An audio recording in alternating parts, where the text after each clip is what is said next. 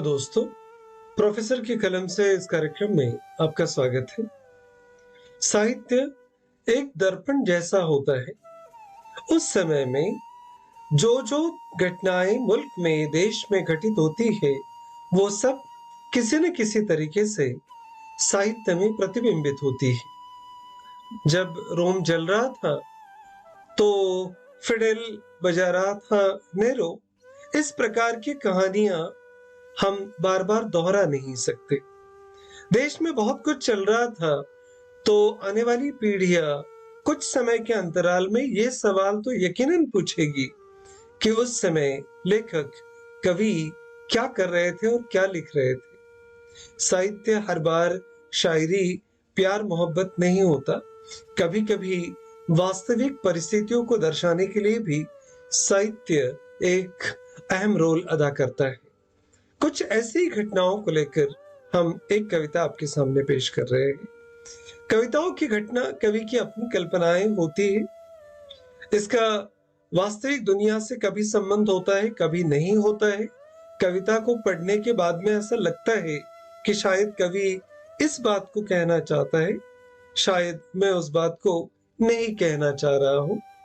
न जाने कैसे आ गया मुल्क उसकी बातों में, न जाने कैसे आ गया मुल्क उसकी बातों में, कि पूरा मुल्क चला गया किसी अनपढ़ के हाथों में। कविताओं की पंक्तियां जब मैं पढ़ रहा हूं तो कुछ लोगों को ऐसा लगेगा कि मैं उस विषय पर बात कर रहा हूं, मैं उस विषय पर बात नहीं कर रहा हूं। न जाने कैसे आ गया मुल्क उसकी बातों में, कि पूरा मुल्क चला गया किसी अनपढ़ के हाथों में। ये कौन सी लाडली बहन की योजना थी सरकार की, ये कौन सी लाडली बहन की योजना थी सरकार की, कि हाथरस की बेटी की बिना अनुमति लाश जला दी रातों में। ये कौन सी लाडली बहन की योजना थी सरकार की, कि हाथरस की बेटी की बिना अनुमति लाश जला दी रातों में।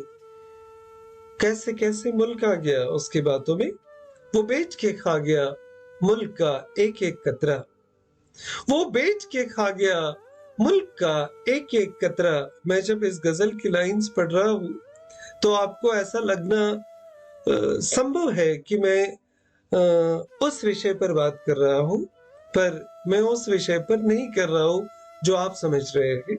वो बेच के खा गया मुल्क का एक एक कतरा, और लिखने वालों ने उसे देशभक्त लिख दिया कागजातों में। वो बेच के खा गया मुल्क का एक एक कतरा, और लिखने वालों ने उसे देशभक्त लिखा कागजातों में।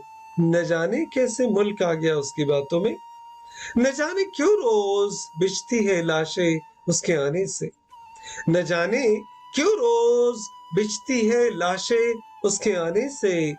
राज खुलेंगे तो पता चलेगा कि हाथ उसी का था वारदातों में। न जाने क्यों रोज बिछती है लाशें उसके आने से।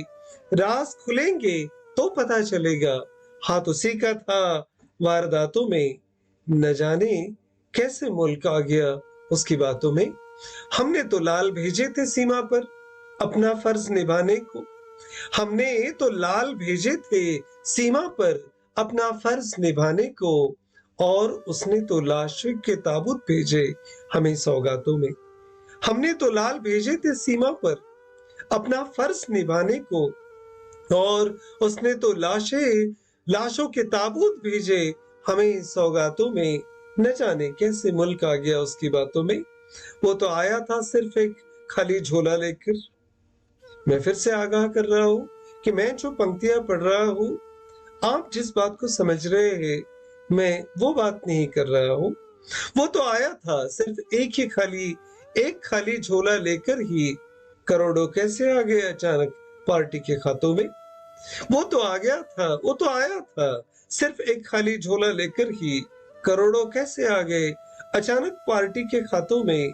न जाने कैसे देश आ गया उसकी बातों में। 7 जन्म के जुमले एक ही जन्म में सुन लिए मैंने, 7 जन्म के जुमले एक ही जन्म में सुन लिए मैंने। अर्श काश कोई प्रधान शास्त्री जी जैसा होता ऐसे हालातों में। 7 जन्म में जुमले एक 7 जन्म के जुमले एक ही जन्म में सुन लिए मैंने। अर्श काश कोई प्रधानमंत्री शास्त्री जी जैसा होता ऐसे हालातों में। Thank you very much for watching this video. This video is also available on YouTube channel by Dr. Umesh Bansod. Thank you very much.